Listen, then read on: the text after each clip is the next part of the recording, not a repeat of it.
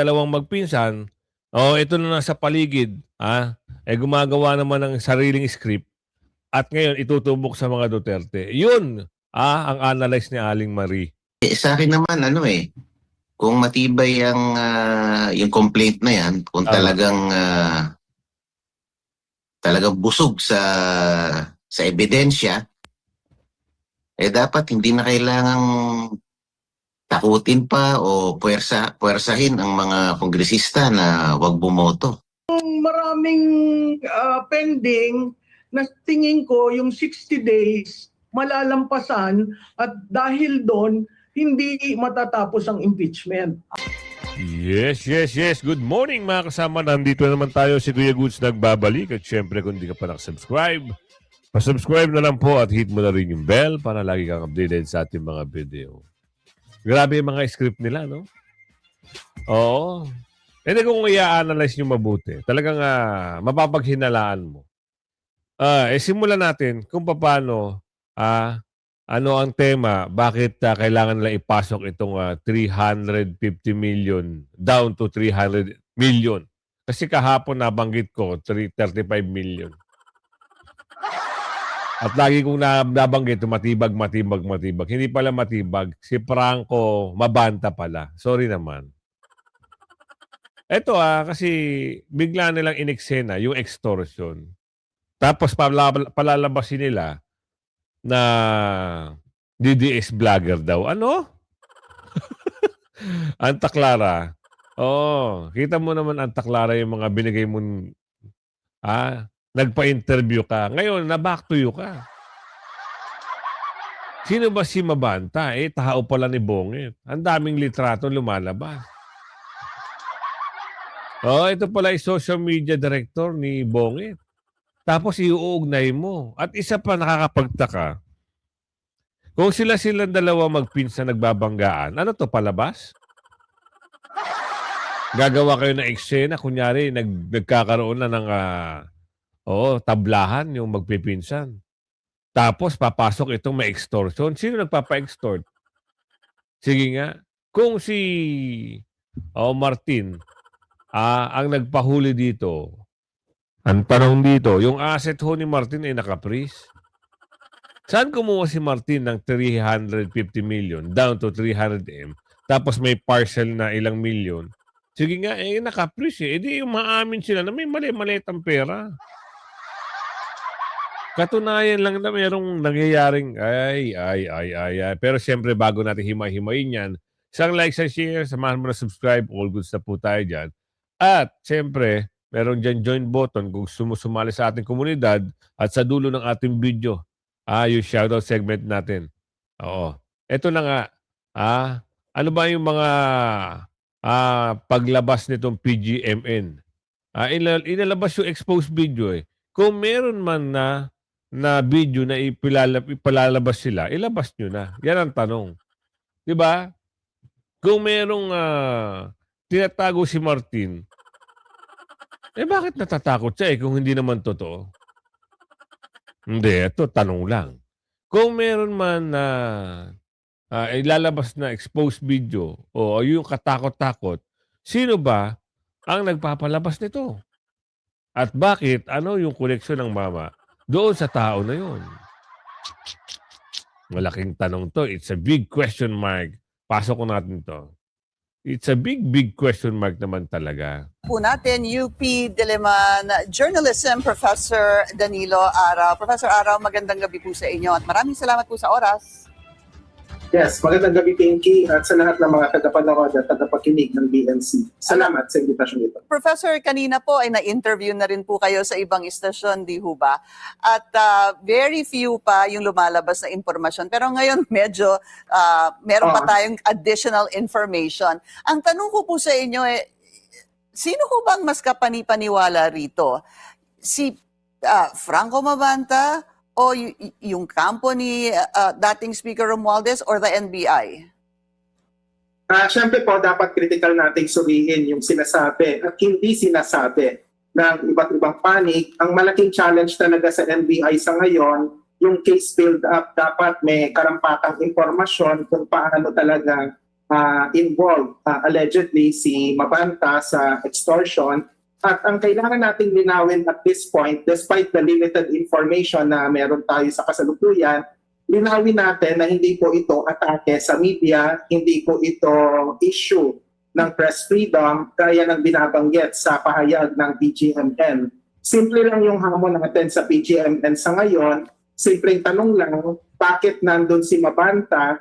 At kung walang extortion na nangyari, bakit nandun yung mali-maletang pera na nagkakahalaga di umano ng 75 million? Para saan yung perang yon? At anong klaseng negosyo o transaksyon yung nangangailangan ng mali-maletang pera? Bakit hindi na lang simpleng bank-to-bank transfer kung legitimong business talaga yon ng PGMN or whatever business interests Mabanta has?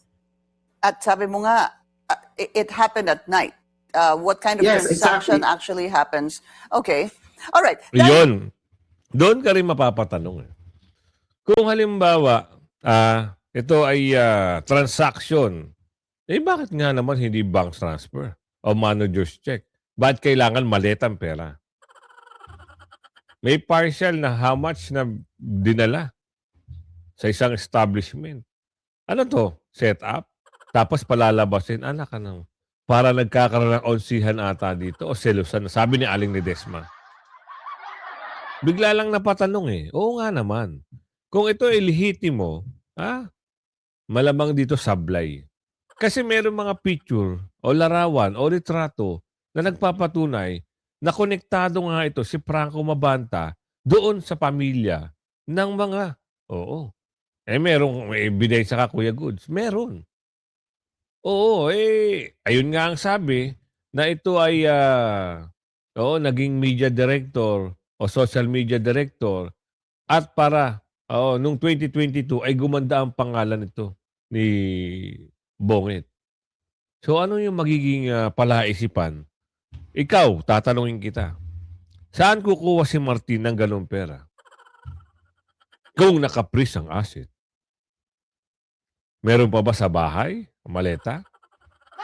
Kung siya ang nagpahuli dito dahil nag-extort ito, ano ang motibo? Ano ang tunay? Ano ang dahilan? Meron bang video? Ilabas niyo yung video. Nga kanina po, meron pa tayong mga ilang tanong at hanggang ngayon marami pa rin po akong tanong. Tama po yung inyong sinabi, kailangan ng case build-up. We need to find out more information about this. But from what we know, the Campo Franco Mabanta already said that he was set up.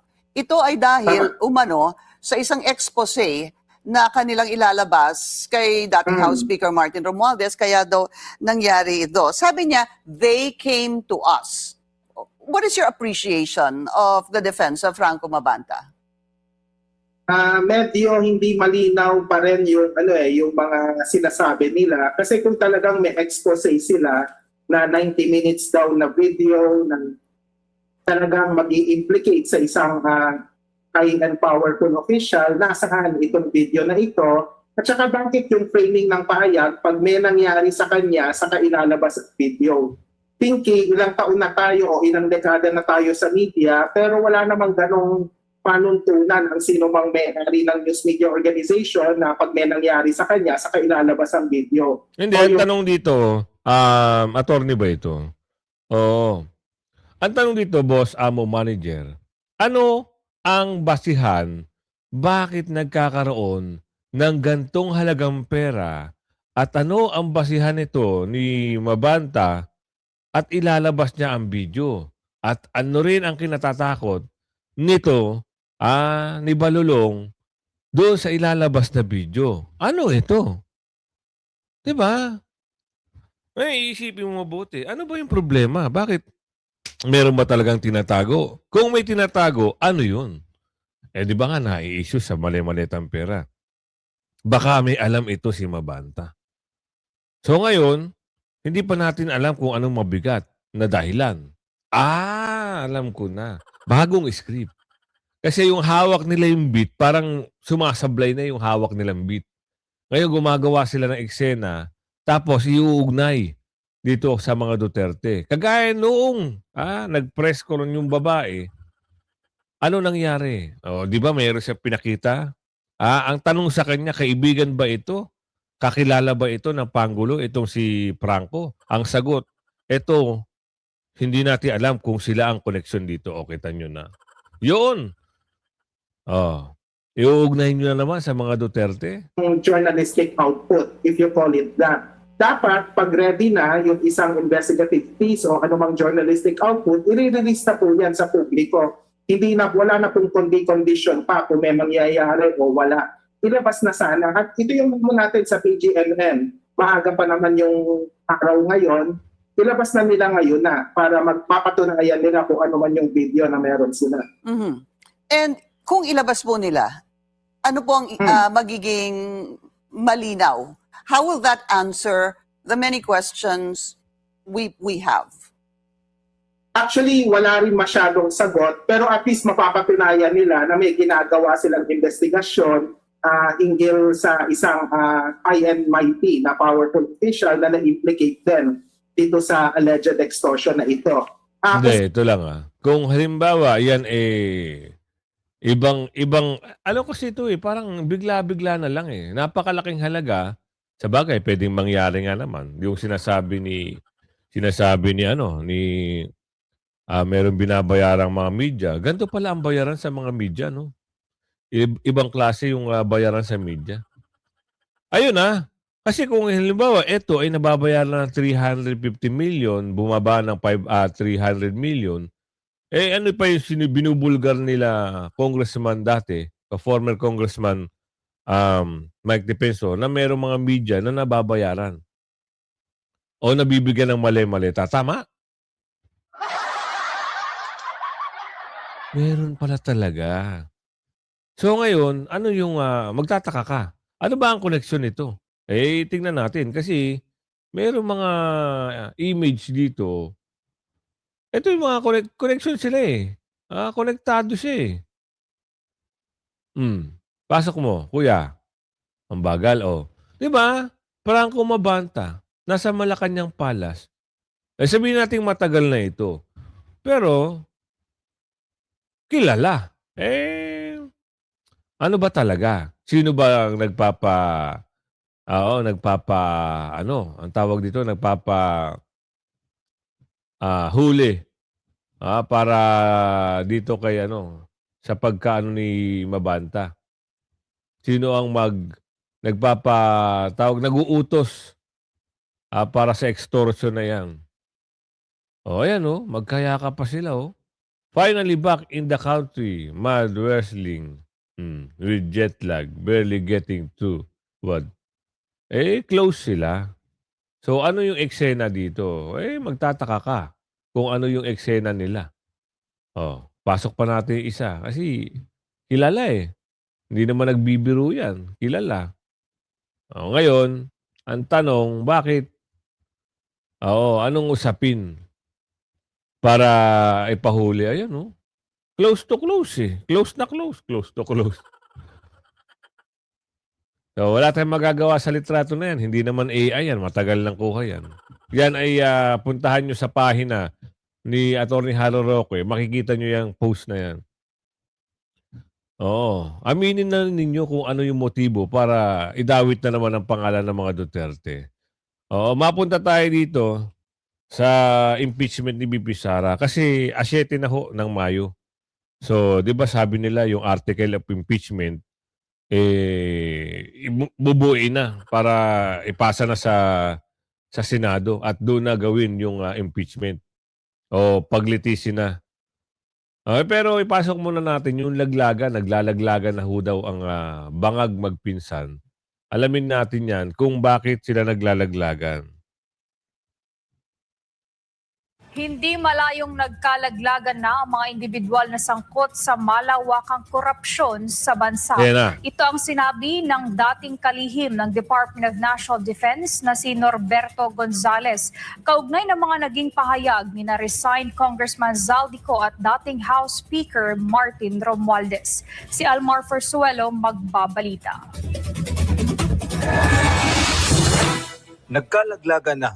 Ganito inilarawan ni former Defense Secretary Norberto Gonzales ang kasalukuyang nangyayari ngayon sa Marcos Jr. administration, lalo na sa paglantad ni former Speaker Martin Romualdez at resigned Congressman Zaldico. Kung matatandaan, sa serye ng mga video ni Zaldico, sinabi niyang instrumento lamang siya sa mga nangyaring nakawan. Nako, Iginit din niya na ang umano'y nasa likod ng mga anomalya ay si Pangulong Ferdinand Marcos Jr. at Noy Speaker Romualdez. Si Romualdez naman itinanggi na siya ang utak ng korupsyon at itinuro ang Executive Department bilang nasa likod ng anomalya sa flood control. Kaya nga, di ba, binanggit ni dating Speaker Romualdez, kung huwag niyo akong gagawin scapegoat, kung lulubog ako, tatakayin ko kayo lahat. Nagkakaganyanan na ang mga sinasabi. Ay mangyayari yan kasi lalo na kita-kita mo na ikaw ang gagawin scapegoat. Si Zaldico, gano'n din ang sinasabi . Huwag niyo akong pagbunto na ng lahat ng sisi. Hindi lang naman ako to . Sa eksklusibong panel, Tama. Yan yung mga naging pahayag ni Zaldico at ni Balulong. So ngayon, kung naglalaglaga na itong dalawang magpinsan, merong connection ito doon sa extortion . May palawanag lang natin ng konti. Ang konteksto siguro na gustong ipahayag, ito, papalabasin na may nangingikil at sasabihin ilalabas yung video kung may video man. Ngayon, bakit ka matatakot kung wala kang itinatago? Yun ang tanong kay Martin.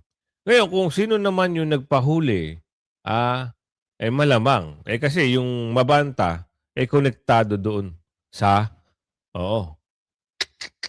gets nyo? Nakukuha nyo? Kung ikaw ay dating empleyado at close kayo, nakakapunta ka ng Malacanang, kita niyo mas sa picture, pwede nilang gawa ng script yan . Sige, gumawa ka ng script. Ang bibirahin natin dito, kunwari, di umano, ito si Balulong. Ngayon, si Balulong, medyo mautak din. Sige, papayag ako. 300 million. Pero partial. Ngayon, kumontak siguro ng NBI di umano. Nasa kote. Ngayon yung dalawa, nagsasabong na yung dalawang magpinsan. Ito namang nasa paligid ng palasyo o yung mga alipores, gumagawa na naman ng kwento. Gagawa na naman sila ng script nila at lilihis na naman nila sa pag-aaway ng magpinsan. Siguro, di umano. Di ba? Madali lang silang gumawa. Kita mo yung babae kahapon. Nakagawa, pati picture ni Tatay Digong ni BP Sara. Meron na kagad siya . Wow, ang galing. Ang galing! Hindi nyo makuha o kuha nyo. Nag-aaway, nagsasabong na silang dalawang magpinsan. Ito na nasa paligid. Gumagawa naman ng sariling script. At ngayon, itutubok sa mga Duterte. Yun, ang analyze ni Aling Marie. Napakagaling nila gumawa ng kwento, no? So kung magsasabong kayo magpinsan dahil dyan sa nag-oonsihan kayo, di umano, o nag-aaway kayo, o pinapatumbok at gusto ko lang ilaglag ng kayong pinsan, hindi kasi ilaglagan na talaga, kagaya na sabi nun. Paano mo nasabi naglalaglagan? Nagsalita si Martin . Diba? Kung ako yung gagawin yung scapegoat, hindi pwede. Sama-sama tayo, lahat tayo dito. So ngayon napaisip yung si Martin siguro, nilalaglag mo ako kakanta ko kayo. Siguro yun yung isang way na para matakot ito si Bangag. Way ni Martin o ni Balulong, talagang ilalaglag mo ko, gagawa na kita ng paraan. Sabi ni Aling Ledesma. Maaring ganun. Kung maglalaglagan kayo, galingan nyo, pero wag nyo ibuntong sa mga Duterte. Wala pa rin kasi kayong tigil sa pagpapa-impeach. Andiyan pa rin yung mga buaya dyan sa Kamara. Wala silang tigil. Todo bira na naman. Kagaya ito, ang sinabi ni Congressman Paulo Marcoleta na posibleng mabasura na itong impeachment ni BP Sara. Gagawin nila ang lahat ng kanilang makakaya para mai-transmit to sa Senado. Pero ang akin lang, pag mahina yung complaint, baka mabasura lang yun doon. Tama. Baka walang kahihinatnan niyang complaint na yan. Dapat dito pa lang sa Kamara, malakas na yan. Pag dito, questionable na yung reklamo, yung complaint na yan, I doubt if it will survive the scrutiny of the impeachment court. Kung unahin ko itong issue ng impeachment laban kay Vice President Sara Duterte ay naprobahan na nga ng House Committee on Justice.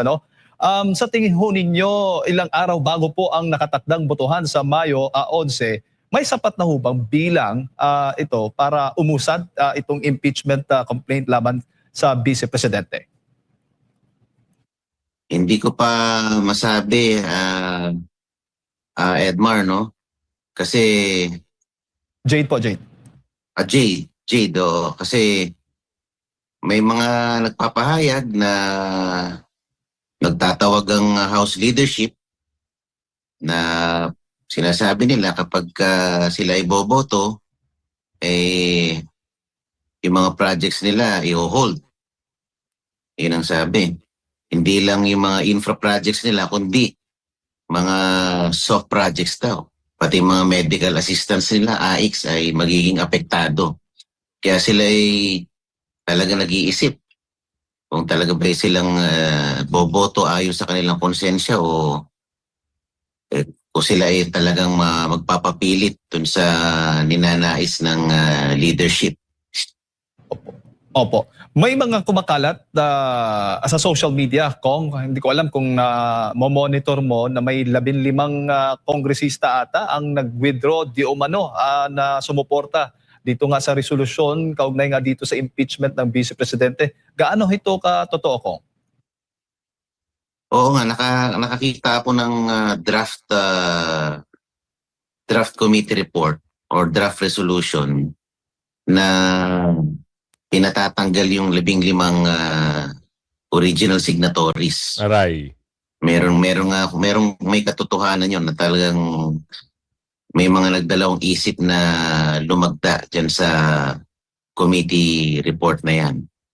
At yun nga talaga. Sabi naman ng iba, we already secured more than 106 votes, sabi nila. Pero hindi ko alam, hanggang sa ngayon, baka ongoing pa yung mga negosasyon, kumbaga, dyan sa Kamara. Opo.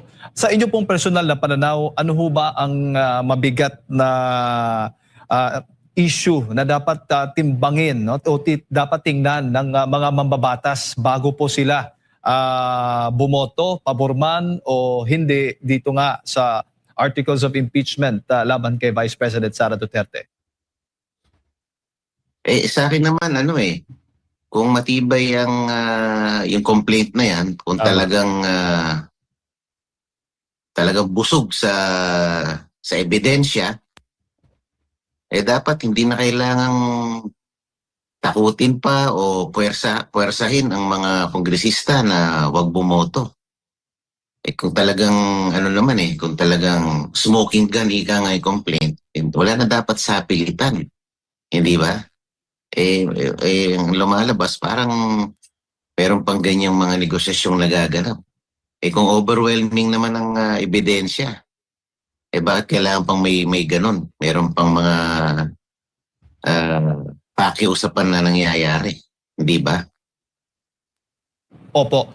Pero ngayon ba, Kong, dyan sa Kamara, marami na bang naglilipatan at ano naman ang palagay mo doon sa itong naging pahayag po ng NUP kamakailan na hindi sila susuporta kapag walang sapat na ebidensya dito nga sa impeachment laban kay Vice President Sara Duterte? Ayan, tapusin nyo yung video na to para maintindihan nyo kung ano yung pananaw. Kasi minsan, dyan sa Kamara, talagang sarado na yung mga mata nila. Ang gusto nila ma-impeach si VP Sara kasi nga, sobrang takot na sila. Paano sila alam niyo yung pag binalikan sila, tapos wala na yung mga sinasandalan nila dyan. Kasi hindi na pwede maging Pangulo ito si Ngagba dahil tapos na ang termino. Sino ba ang malakas na ipanlalaban nila kay VP Sara? Wala naman eh. Kaya ngayon, ang utos sa kanila, impeach nyo para hindi kayo mabalikan. Sabi ni Aling Marie. Kailangan galingan nyo. So sa Kamara, ganoon ang pananaw nila.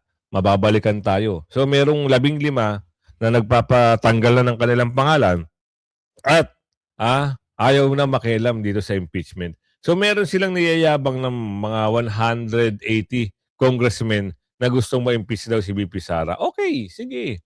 Pero tandaan nyo, sa inyo, oo, na-impeach nyo si VP Sara. Na-impeach nyo sa Kamara. Pero hindi nangangahulugan na mapapatanggal nyo si VP Sara sa pwesto. Tinatawanan na nga lang kayo ni VP Sara eh.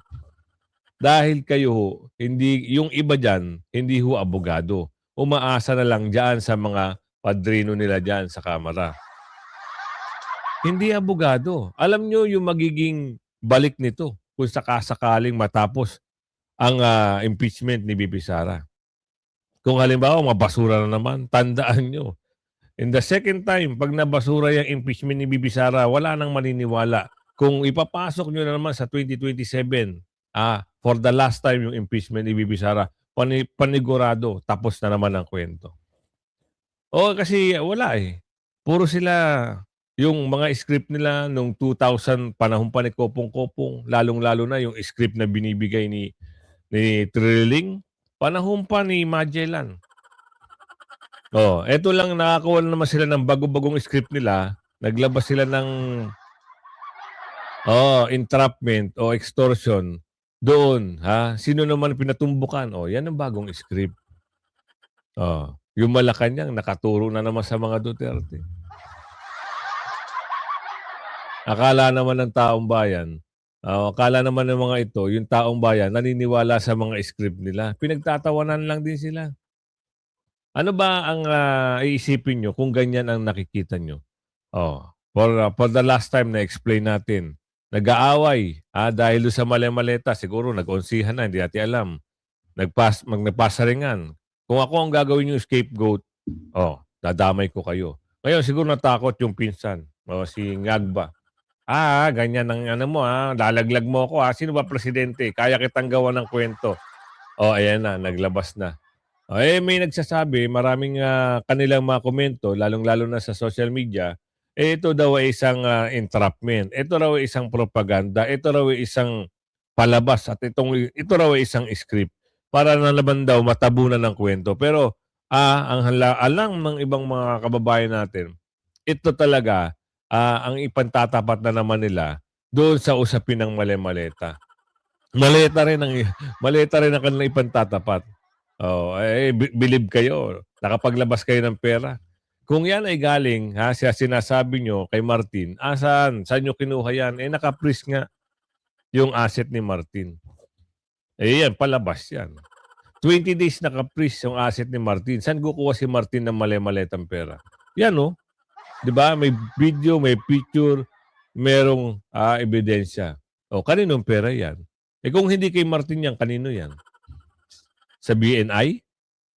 Sige nga, mag-isip nga kayo. Saan kukuha ang BNI ng ganyang kalaking pera? Kaninong pera yan? Kay Bonget? Sige nga. So kung yan ang paraan nila para sirain ang pangalan ni VP Sara, ang dami niyong hanash. Hindi nyo kayang basagin ang mga Duterte. Tandaan nyo yan. Kaya ito, sagot ni Atty. Ani Prof. Tequia, dito sa lumalabas na impeachment. Hindi na matatapos ang impeachment na yan. Sabi rito, the impeachment case laban kay VP Sara, posibleng hindi matapos. Dahil merong time frame silang, sinusunod dito Pasok na. Higing balakid or hadlang kung sakali hindi nila makuha yung 106. Bakit po? Well, pag hindi nakuha yung 106, yung 60-day constitutional ground. Kasi kailangan mag-decide ang Kongreso within 60 days. Okay. Tama. Yun yung linagay ng konstitusyon para matapos ang impeachment. So, tapos may dumadating na naman na CNG adjournment. Ricky, alam mo yan, yung CNG adjournment Yes, ng ma'am. Vacation. parang June, di ba? June po. June, tapos mahaba na yan. Ang balik na July, sa July SONA. para sa SONA. Oo. So makikita mo, yun yung mga triggers na matatapos ba nila yung decision within 60 days.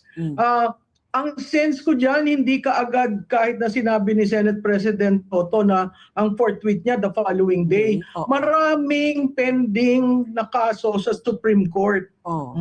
Kailangan madesisyonan bago sila mag-hearing, no? Pwede sila mag-hearing, habang nag-hearing, i-hold nila in abeyance yung decision katulad sa COA. Oo. Hindi naman final yon. Katulad sa AMLAC, 'di ba?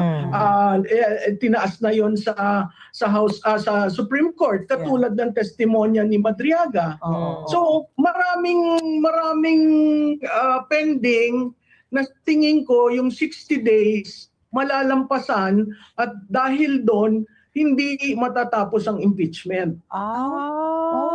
Wow. Okay. Oo, twist, ha? So Ms. Malu, just to clarify, just to make sure that I understood you, if Congress doesn't muster the 106, kailangan aabutin pa yan ng 60 days para po... Hindi, ang dalawang 60 days yun eh. 60 days upon referral, yung nung complaint, Okay. at saka 60 days ng trial.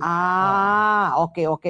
Yun yung sa Ligang Batas. So, klarado na may definite na period para tapusin yan. Kaso, andyan na naman ang sinidya adjournment, katulad nung dati. Di ba ang issue, pwede bang tumawid? Ang isang kuwan to the next regular session. So maraming issues. Pero ako sa House, yung 106 depende 'yon sa quorum. Ang ginagawang strategy diyan hindi nag-adjourn, nagsususpend. Kaya nakita nyo simula Lunes hanggang kahapon suspension lamang para umiikot doon sa adjournment. Ngayon, pag kunyari nagbotohan, tapos may tumayo, Mr. Speaker, I ask for a quorum call.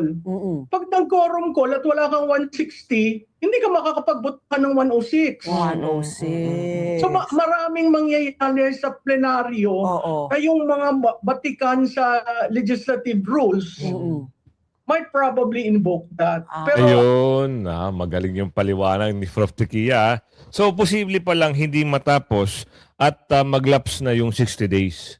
So, meaning, kung maglaps na yung 60 days, hindi na matatapos. Pinulit mo lang, Kuya Gus. Pero anyway, so for the meantime, dyan tayo magtatapos. At syempre, yung shoutout segment natin, eto na. Marami talagang gusto magpa-shoutout. Kaya, sabi ko sa inyo, comment kayo, doblehin kahit maging 5 kasi natatabunan yung comment nyo. So, mula kay Ma'am Karen Panganiban, shoutout po sa inyo At kay Ma'am Damanuzan, shoutout po sa inyo sa Houston, Texas. Arturo Biano, shoutout po sa inyo. Alberta, Canada naman siya nakaantabay. Jerry Loresimo, ayan, Vancouver naman, Canada. Shoutout po. Jose Luterto, watching Kidapawan City, shoutout po sa inyo. Janelle Ling, sa UK naman. Shoutout po sa inyo. Arturo Llamado, kita nyo, shoutout po sa inyo. Nerissa Olita, shoutout po sa Hong Kong. Hindi. Shoutout, Hong Kong ba to? Hindi ko na mabasa. Wala. Shoutout po sa inyo. Ibragyo. Shoutout po sa inyo. Arlene Kayanan, shoutout po sa inyo. Michelle Takyo, shoutout po sa inyo. Romulo D. Vinagracia, shoutout po sa inyo. Totoy De Silva, shoutout po sa inyo. Reynaldo Ropero, shoutout po sa inyo. Sugar, shoutout po sa inyo. Mula sa Kagamutan, Gamay, Northern Samar, shoutout po. Sonia Enano, sa USA naman siya nanonood. Babes, Turkish Videos, shoutout po sa inyo. Singapore, kita nyo, ang dami nating mga, iba't ibang bansa na ito. Edwin Maniga, shoutout po sa inyo. Telma Honya, shoutout po sa inyo. Justin J. Caro, shoutout po sa inyo. Christian Montanes, shoutout po sa inyo. Alpin Flores, shoutout po sa inyo. Lilibeth, shoutout po sa inyo Rebecca Libres, shoutout po sa inyo. Virgin Sitameha, shoutout po sa inyo. Padilla 2000 Hot Meal, shoutout po sa inyo. At Shannon, shoutout po sa inyo. Darlene Monfores, shoutout po. Cayetano Hamito, shoutout po sa inyo. Librado Tampus, shoutout po. Sunigo, shoutout po. Ricines, shoutout po sa inyo. Jess Kimbao, shoutout po sa inyo. Renaldo Rama, shoutout po sa inyo. Juan Cho Cortez, shoutout po sa inyo. Joan Magalang, shoutout po sa inyo. Ima Pamamitan, shoutout po sa inyo. Sedis, shoutout po sa inyo. Totoy De Silva, Libra Tampus, Master Lee K-Vlog, shoutout po sa inyo. Carlota Rigo, shoutout po sa inyo.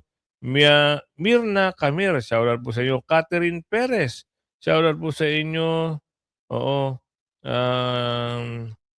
Hosit, Jositic Humao, shoutout po sa inyo.